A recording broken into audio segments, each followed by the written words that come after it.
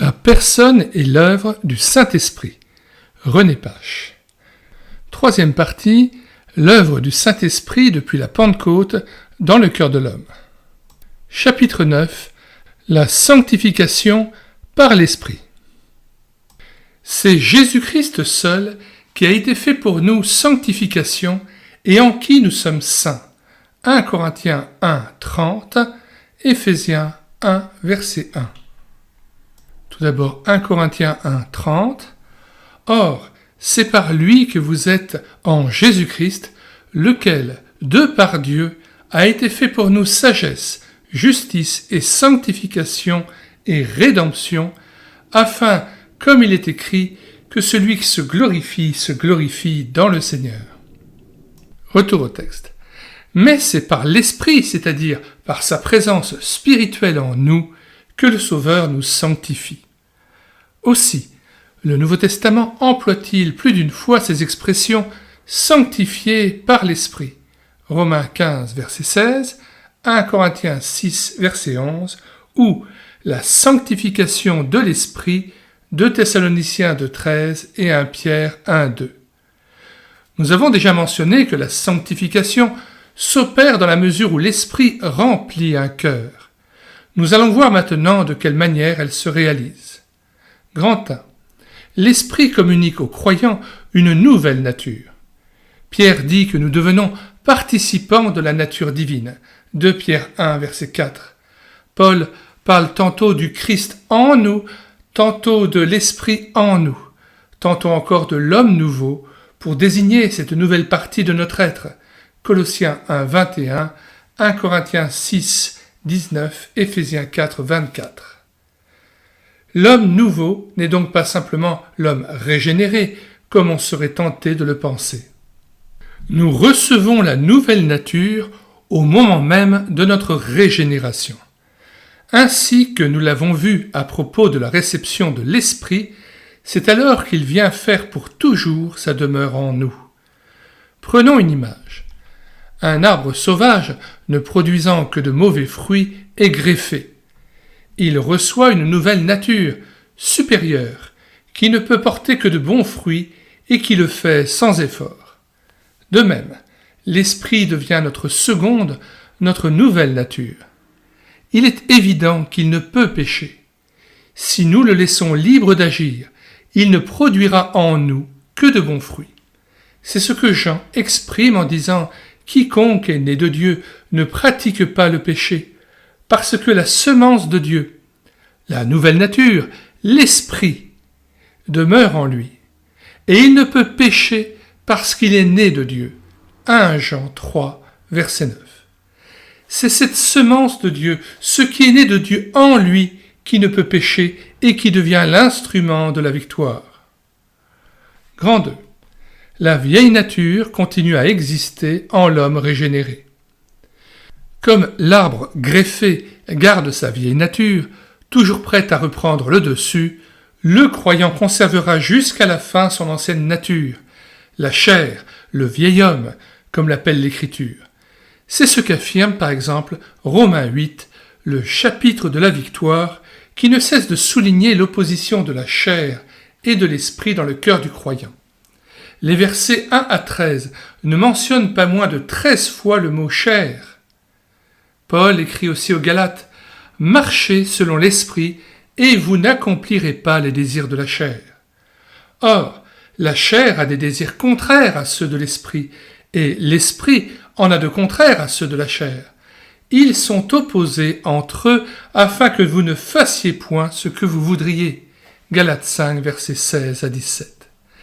Étudions de plus près ce que nous apprend l'Écriture sur cette chair qui subsiste en nous.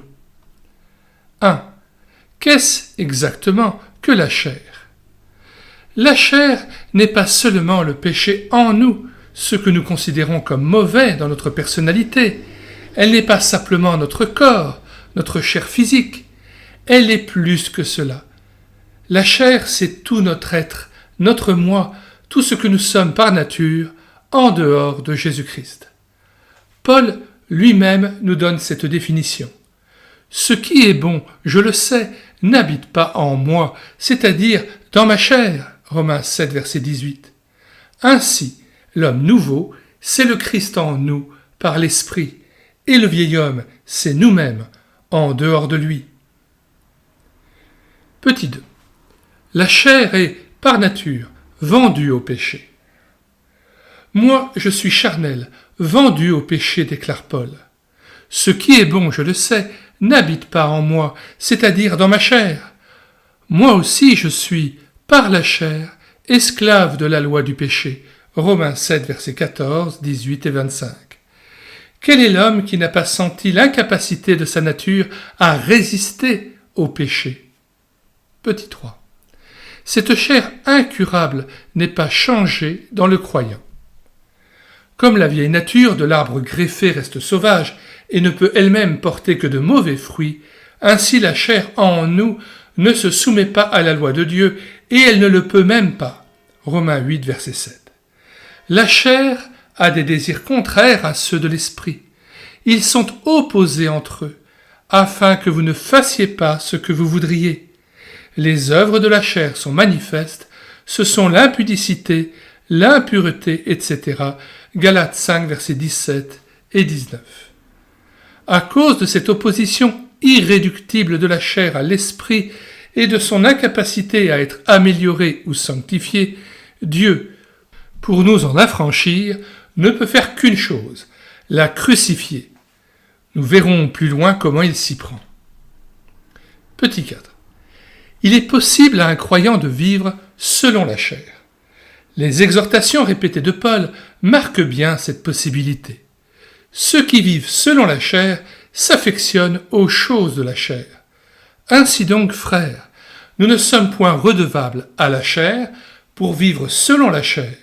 Nous n'y sommes donc pas obligés, mais nous pouvons le faire. Si vous vivez selon la chair, vous mourrez. N'ayez pas soin de la chair pour en satisfaire les convoitises. Romains 8, verset 2, versets 12 à 13 et Romains 13, verset 14.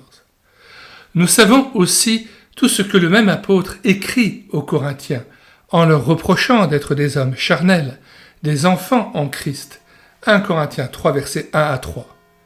Enfin, en nous examinant nous-mêmes, nous sommes obligés de confesser que, trop souvent, nous avons été nous aussi des chrétiens charnels. Peut-être le sommes-nous encore. Si c'est le cas, prenons garde aux très graves conséquences qu'entraîne une telle conduite. Petit 5. Si vous vivez selon la chair, vous mourrez. Ceux qui vivent selon la chair ne sauraient plaire à Dieu. L'affection de la chair, c'est la mort. Romains 8, verset 13. Si vous vivez selon la chair, vous mourrez, mais si par l'esprit vous faites mourir les actions du corps, vous vivrez, car tous ceux qui sont conduits par l'Esprit de Dieu sont fils de Dieu. Et le verset 6, et l'affection de la chair, c'est la mort, tandis que l'affection de l'Esprit, c'est la vie et la paix. Car l'affection de la chair est inimitié contre Dieu, parce qu'elle ne se soumet pas à la loi de Dieu et qu'elle ne le peut même pas. Or ceux qui vivent selon la chair ne sauraient plaire à Dieu. Verset 9. Pour vous, vous ne vivez pas selon la chair, mais selon l'Esprit, si du moins l'Esprit de Dieu habite en vous. Si quelqu'un n'a pas l'Esprit de Christ, il ne lui appartient pas. Et si Christ est en vous, le corps, il est vrai, est mort à cause du péché, mais l'Esprit est vie à cause de la justice. Et si l'Esprit de celui qui a ressuscité Jésus d'entre les morts habite en vous, celui qui a ressuscité Christ d'entre les morts rendra aussi la vie à vos corps mortels par son Esprit qui habite en vous. Fin de citation et retour au texte. Nous l'avons déjà vu précédemment. Des personnes qui, sciemment et volontairement, continueraient à attrister indéfiniment le Saint-Esprit par leur refus de se laisser sanctifier, montreraient qu'elles ne sont pas réellement nées de nouveau et aboutiraient à la perdition. Sans la sanctification, nul ne verra le Seigneur. C'est pourquoi, réveillons-nous, crions à Dieu et supplions-le de nous délivrer de ce corps de mort. Si nous sommes sincères, il le fera certainement, puisque c'est sa volonté de nous donner la victoire. Grand 3. L'esprit en nous a la puissance de subjuguer la chair. Petit 1. Là où est l'esprit du Seigneur, là est la liberté. 2 Corinthiens 3,17. L'esprit est tout-puissant et si nous le laissons simplement agir, il nous rend réellement libres. Après avoir dépeint l'esclavage du chrétien charnel qui cherche la sanctification par ses propres efforts, Paul s'écrie « La loi de l'esprit de vie en Jésus-Christ m'a affranchi de la loi du péché et de la mort. » Romains 7, versets 14 à 25, Romains 8, verset 2. L'a-t-il fait pour nous ? Petit 2. La base de cette victoire a été posée à la croix. L'Esprit ne fait que rendre réel en nous ce que le Christ nous a acquis au calvaire. Sur la croix, Jésus n'a pas seulement porté nos péchés, il a pris avec lui notre vieil homme et l'a crucifié. Il a triomphé ainsi de notre chair, racine de tous nos péchés, que tous nos efforts ne parviennent ni à vaincre ni à faire mourir. C'est pourquoi Paul déclare que notre vieil homme a été crucifié avec lui afin que le corps du péché soit détruit pour que nous ne soyons plus esclaves du péché. Car celui qui est mort est libre du péché. Romains 6, versets 6 à 7. Cependant, cette crucifixion opérée en principe ne devient réelle en nous que par notre consentement et par l'action constante de l'Esprit. Petit 3. Par l'Esprit, nous pouvons tenir la chair subjuguée. Reprenons notre image de l'arbre greffé. À la greffe, la vieille nature a été détrônée et soumise à la nouvelle. Mais elle supporte mal cette subordination et, comme elle est la plus vivace, elle pousse une quantité de rejetons tout aussi sauvages qu'elle. Si le jardinier ne veille pas et ne coupe pas soigneusement tous ces rejetons, que se passe-t-il ? Ils absorbent toute la sève, la couronne de l'arbre cesse de porter du fruit et finalement meurt. Il en est exactement de même en nous. Si nous n'y prenons pas garde, le vieil homme, toujours si vivace en chacun de nous, cherche à reprendre le dessus. Livrés à nous-mêmes, nous serions perdus. Mais c'est alors que nous devons laisser s'accomplir l'œuvre du Christ. Si nous nous abandonnons à son esprit, il coupera tous ces mauvais rejetons et maintiendra la vieille nature dans un état de crucifixion réelle. C'est pourquoi Paul dit que maintenant, nous ne sommes point redevables à la chair pour vivre selon la chair. Si par l'esprit vous faites mourir les actions du corps, instrument du péché, vous vivrez. Romains 8, versets 12-13.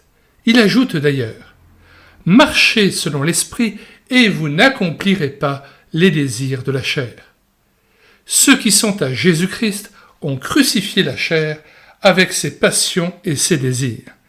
Si nous vivons par l'esprit, marchons aussi selon l'esprit. Galates 5, versets 16 et 24 à 25. Il emploie enfin cette expression très forte. La loi de l'esprit de vie en Jésus-Christ m'a affranchi du péché et de la mort. Romains 8, verset 2. Il veut dire par là que l'esprit agit, lorsqu'il est libre, d'une façon aussi contraignante et continue que le péché n'agissait auparavant qu'en dominait la chair. Une autre image permettra de fixer cette vérité. Si je saisis mon stylo, sa nature et son poids n'ont pas varié. La loi de la pesanteur s'exerce encore sur lui, et si je le lâchais, il tomberait infailliblement sur le sol et se briserait. Aussi longtemps que je le tiens, que se passe-t-il ?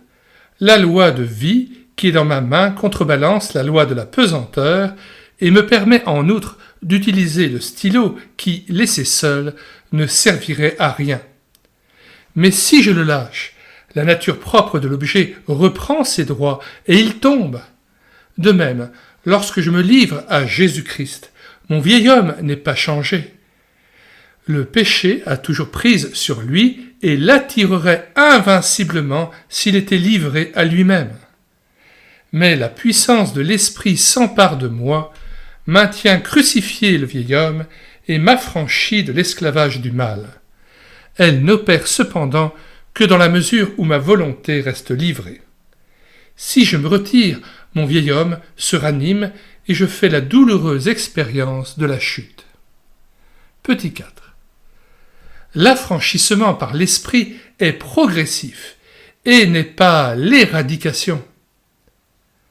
Certaines personnes pensent avoir fait une telle expérience de la sanctification que, désormais, elles ne pêchent plus. Leur vieil homme n'existe plus, disent-elles, et toute racine de péché a été enlevée pour toujours de leur cœur. C'est ce qu'on appelle l'entière sanctification ou l'éradication. Il est facile de voir que l'Écriture n'enseigne pas cela. Romains 6, verset 6 déclare bien que notre vieil homme a été crucifié avec le Christ, afin que le corps du péché soit détruit. Mais le mot grec « détruit » pourrait être aussi bien traduit par « rendu inopérant ». Les chapitres 7 et 8 des Romains démontrent en outre, tout comme l'expérience hélas, que le vieil homme est souvent terriblement actif chez le croyant et que la sanctification ne devient réelle que dans la mesure de notre abandon et de notre foi. Notre vie spirituelle doit grandir sans cesse jusqu'à la mesure de la stature parfaite du Christ et l'Esprit nous remplir de plus en plus jusqu'à toute la plénitude de Dieu. Il est donc évident que, jusqu'à la fin, nous aurons des conquêtes à faire et des victoires à remporter contre le péché, ainsi que nous l'avons déjà relevé, page 125. Par conséquent, jusqu'au bout, nous devrons veiller à ce que notre vieil homme soit journellement subjugué par l'Esprit. Que celui qui croit être debout prenne garde de tomber. Si nous cessions de veiller de ce côté-là, nous risquerions fort d'assister à des retours foudroyants de la chair. Nous en avons trop d'exemples sous les yeux pour qu'il soit nécessaire d'insister. Grand 4. Quelle est la part de l'homme dans la sanctification par l'Esprit ? Nous l'avons déjà indiqué plus d'une fois. L'abandon entre les mains de Dieu et la foi. C'est, en somme, toujours la même chose, car toutes les grâces divines se reçoivent de la même manière. Petit 1. L'abandon de la volonté entre les mains de Dieu. Dieu veut m'affranchir du péché et c'est dans ce but qu'il met en moi son esprit. Dès que je ne lui résiste plus et que j'abandonne ma volonté propre, l'esprit me remplit et me sanctifie de plus en plus, Romains 6, verset 13. Mais je demeure libre. Si ma volonté cesse d'être livrée, aussitôt l'esprit cesse d'agir. Relevons d'ailleurs qu'un tel arrêt dans l'action de l'esprit n'est pas produit uniquement par une révolte ouverte de la volonté. Il peut l'être tout aussi bien par le désir si fréquent de lutter avec ses propres forces et de se tirer d'affaire tout seul, qui est le propre du chrétien charnel. Dieu n'intervient pour nous pardonner, nous régénérer et nous sanctifier qu'au moment où nous nous remettons entre ses mains pour qu'il agisse lui seul. Car il sait que nul ne sera jamais sauvé ni sanctifié par ses œuvres. En lisant ces lignes, quelques-uns penseront peut-être qu'ils n'ont pas une force de volonté suffisante pour rester ainsi toujours soumis au Seigneur. Qu'ils se rassurent, car Dieu ne demande de nous qu'une bonne volonté sincère, si faible soit-elle. Pour le reste, c'est lui qui produit en nous le vouloir et le faire selon son bon plaisir. Philippiens 2, verset 13. Il suffit que nous le laissions agir. Dans ce domaine, comme dans tous les autres, nous pouvons compter sur l'aide du Saint-Esprit. Notre volonté est faible ou rebelle. Soutenue par l'Esprit, elle deviendra comme du béton armé qui tire de son armature la force de résister à toutes les pressions. Petit 2. La foi. Le juste vivra par la foi. Comme nous recevons le pardon de nos péchés par la foi, nous entrons sur la voie de la sanctification et y marchons par la foi. Romains 6, verset 11. Trop longtemps, nous nous sommes imaginés que nous serions sanctifiés par nos efforts, par nos luttes, nos prières, nos larmes, en un mot, par nos œuvres, et nous avons abouti à la faillite. Quittons ce terrain marécageux pour nous établir sur le rocher de la foi. Détournons nos regards de nous-mêmes et fixons-les sur celui qui est tout pour nous. Sagesse, justice, sanctification et rédemption. 1 Corinthiens 1, verset 30. Les évangiles nous donnent une belle image de la foi victorieuse. Jésus rejoignant ses disciples en marchant sur la mer. Pierre s'écria « Seigneur, si c'est toi, ordonne que j'aille vers toi sur les eaux. » Et le Seigneur dit « Viens !» Que fit Pierre? Commença-t-il à se tâter pour voir si vraiment il était devenu moins lourd que l'eau? Non, il se savait le même, mais il crut à la puissance de Jésus et sortit de la barque. Aussi longtemps qu'il fixa les yeux fixés sur lui, il marcha sur les eaux. Mais, voyant que le vent était fort, il eut peur, et comme il commençait à enfoncer, il s'écria « Seigneur, sauve-moi !» Aussitôt, Jésus étendit la main, le saisit et dit « Homme de peu de foi, pourquoi as-tu douté ?» Matthieu 14, versets 24 à 31. Jésus nous appelle aussi à sortir de notre barque et à marcher avec lui au-dessus des eaux du péché. Même si nous répondons à son appel, notre nature propre ne sera pas changée.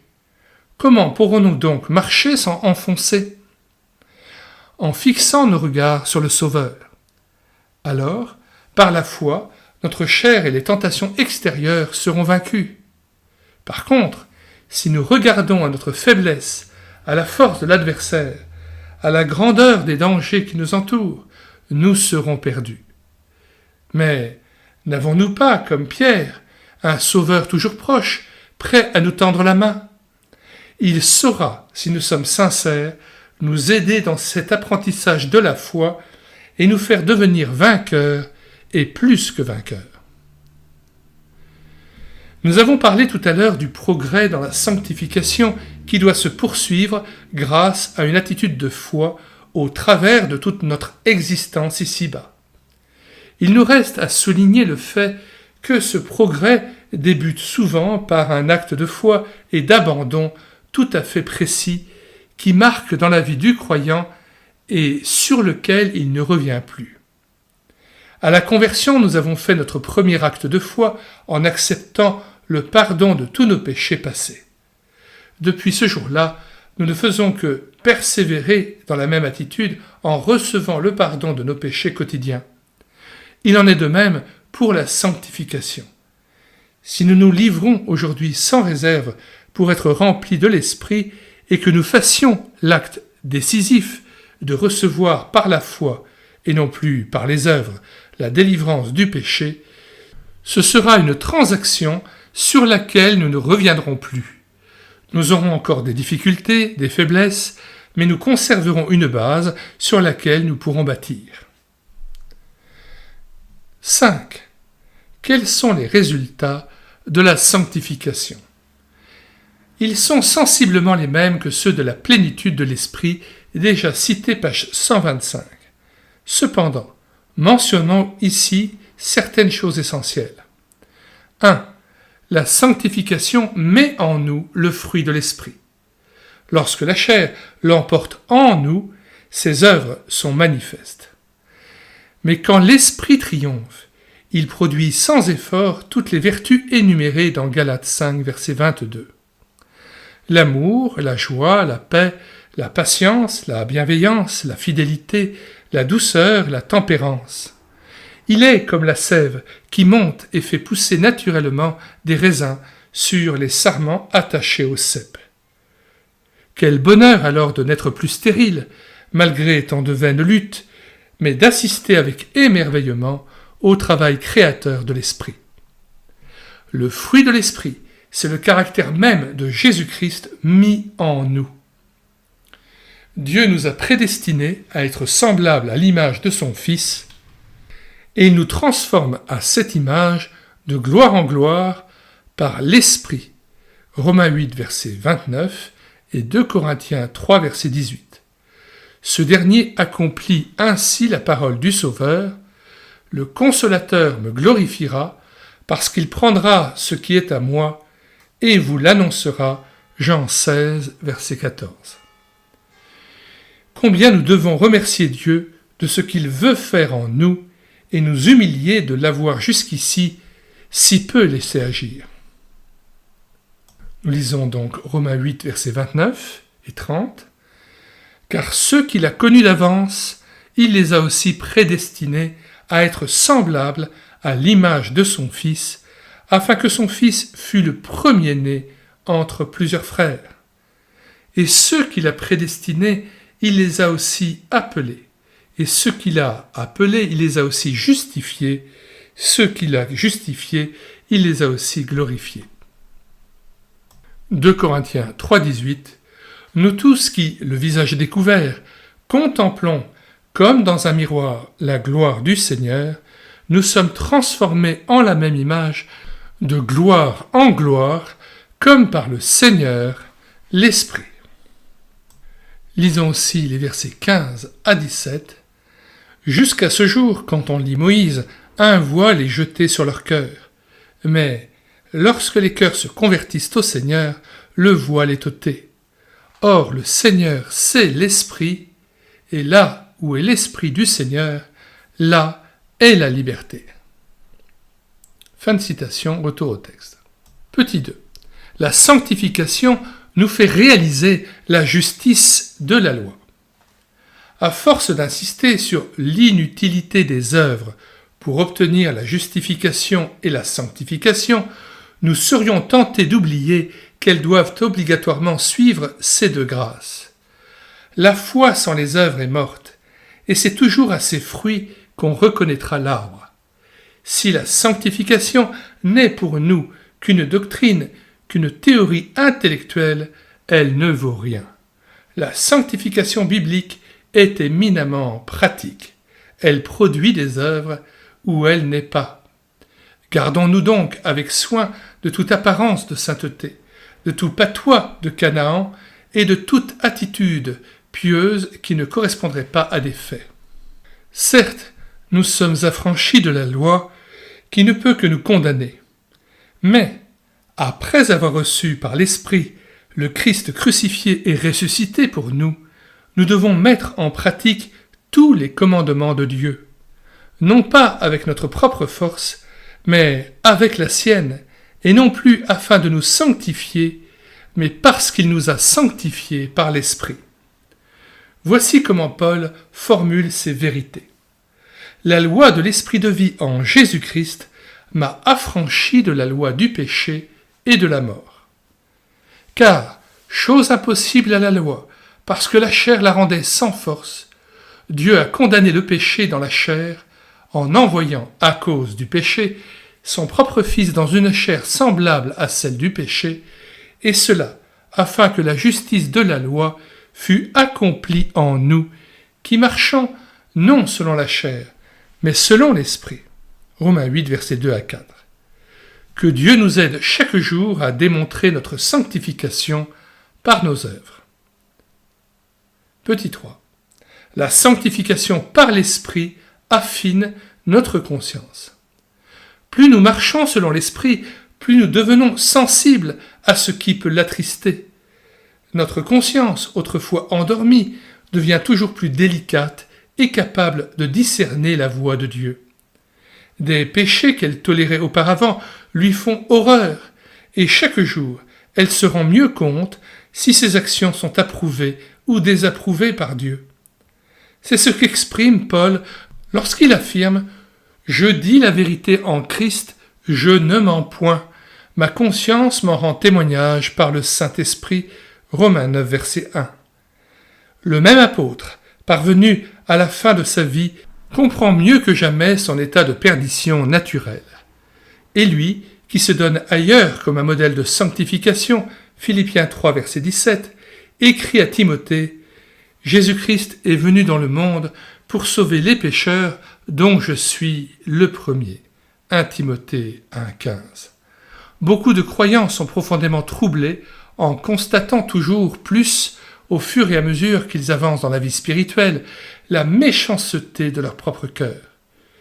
Ils s'écrient « Voici tant d'années que je me suis converti et je ne me suis jamais vu si mauvais. » Il n'y a pas de quoi être troublé, à condition cependant de saisir par la foi la victoire sur chaque péché ainsi découvert. Car c'est précisément l'œuvre de l'Esprit de convaincre toujours plus profondément notre conscience de péché, tandis qu'il fait grandir en nous, sans cesse, l'image de Jésus-Christ. 4. La sanctification établit une communion toujours plus grande entre Dieu et nous. Le péché sépare de Dieu. La sanctification, au contraire, nous en rapproche. Heureux ceux qui ont le cœur pur, car ils verront Dieu. Matthieu 5, verset 8. La sanctification glorifie le Seigneur et nous fait admettre dans son intimité. Jésus-Christ disait de son Père « Il ne m'a pas laissé seul, parce que je fais toujours ce qui lui est agréable. » Et, pour la même raison, il pouvait affirmer que Dieu l'exauçait toujours. Jean 8, verset 29 et 11, verset 42. Dieu, certainement, nous honorera aussi dans la mesure où nos vies le glorifieront. Nous lisons Jean 11, 42. « Pour moi, je savais que tu m'exauces toujours.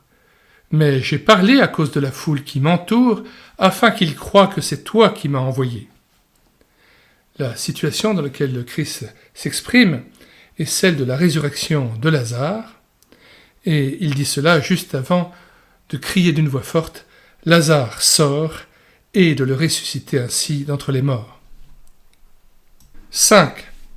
Enfin, la sanctification nous prépare au retour de Jésus-Christ. À son retour, le Seigneur ne prendra avec lui que les vrais croyants, ceux qui ont dans leur lampe de l'huile, symbole du Saint-Esprit. Et ceux-ci démontreront la réalité de leur foi en se réveillant de leur sommeil momentané et en se préparant. Matthieu 25, versets 1 à 12. Parlant également du retour du Seigneur, Paul déclare « C'est l'heure de vous réveiller enfin du sommeil, car maintenant le salut est plus près de nous que lorsque nous avons cru. La nuit est avancée, le jour approche. Dépouillons-nous donc des œuvres des ténèbres et revêtons les armes de la lumière. » Romains 13, versets 11 à 12. Voici enfin une des paroles du Seigneur qui termine l'Écriture. Que celui qui est souillé se souille encore, et que celui qui est saint se sanctifie encore. Voici, je viens bientôt, et ma rétribution est avec moi. Apocalypse 22, versets 11 à 12. Alors nous donnons la définition de ce que c'est que le mot rétribution. C'est ce qui est donné en échange d'un service, d'un travail, en général de l'argent. Le synonyme de rétribution, c'est appointement, cachet, commission, émolument, honoraire, paie, paiement, salaire, vacation.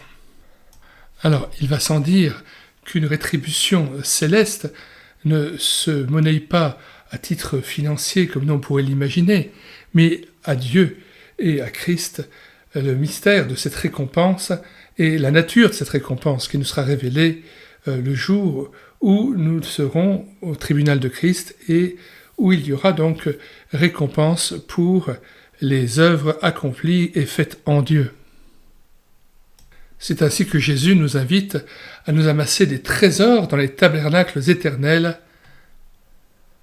dans le ciel où la teigne et la rouille ne détruisent point et où les voleurs ne percent ni ne dérobent. Car là où est ton trésor, là aussi sera ton cœur. Matthieu 6, versets 19 à 21. Si nous voulons rester debout devant le Fils de l'homme et n'avoir pas à redouter sa venue, hâtons-nous de nous laisser préparer par la sanctification de l'Esprit. Demandons à Dieu de nous réveiller nous-mêmes et de réveiller son Église, afin que Jésus-Christ puisse la faire paraître devant lui glorieuse, sans tache, ni ride, ni rien de semblable, mais sainte et irrépréhensible. Éphésiens 5, verset 27. 6. Conclusion. Faisons sur les points que nous avons abordés notre examen de conscience et posons-nous quelques questions personnelles. Est-ce la chair qui domine en nous ou l'esprit ? Consentons-nous à mourir avec le Christ pour que le vieil homme soit crucifié réellement et que nous marchions en nouveauté de vie ? Avons-nous suffisamment foi en la puissance de l'Esprit qui nous affranchit de la loi du péché et de la mort ? Voit-on en nous le fruit de l'Esprit et les œuvres de la sanctification ? Sommes-nous réveillés et prêts pour le retour de Jésus-Christ ? Enfin, n'oublions jamais ces deux paroles de l'Écriture. Recherchez la sanctification sans laquelle personne ne verra le Seigneur. Hébreux 12, verset 14. Et que le Dieu de paix vous sanctifie lui-même tout entier et que tout votre être, l'esprit, l'âme et le corps, soient conservés irrépréhensibles lors de l'avènement de notre Seigneur Jésus-Christ.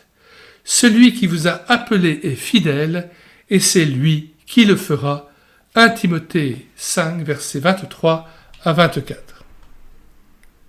Fin de la lecture du chapitre 9 de la troisième partie intitulée « La sanctification par l'Esprit ». Nous vous invitons, comme à l'ordinaire, à regarder attentivement les liens que nous vous avons communiqués dans la description ou les commentaires de cette vidéo, que ce soit le lien d'achat de cet ouvrage auprès de la CLC, Librairie chrétienne, ou de la Maison de la Bible, soit les autres ouvrages traitant du Saint-Esprit ou les autres playlists d'ouvrages que vous pourrez tous télécharger gratuitement sur le site internet médiathèquechrétienne.fr, site que nous avons bâti en synergie avec cette chaîne YouTube Elle écoutait sa parole, afin d'assurer la réédition numérique gratuite des ouvrages chrétiens épuisés et non réédités. Nous en sommes à 1300 ouvrages que vous pouvez télécharger gratuitement, immédiatement, après avoir tapé sur la barre de recherche Google médiathèquechrétienne.fr d'un seul tenant et sans accent. Arrivé sur le site, vous cliquez sur Livres à télécharger, et puis vous faites une recherche par ordre alphabétique d'auteur, pour page chercher à P, et une fois trouvé tel ouvrage que vous souhaitez, vous cliquez sur Lire, écouter, télécharger, et tout à fait en bas de page, après la présentation de l'ouvrage et les liens de recommandation, vous cliquez sur Télécharger en Word et en PDF, et l'ouvrage est à vous, immédiatement et sans avoir à s'inscrire sur le site, ni à télécharger un logiciel quelconque. Nous vous disons au revoir et à bientôt pour la suite de cet audiobook.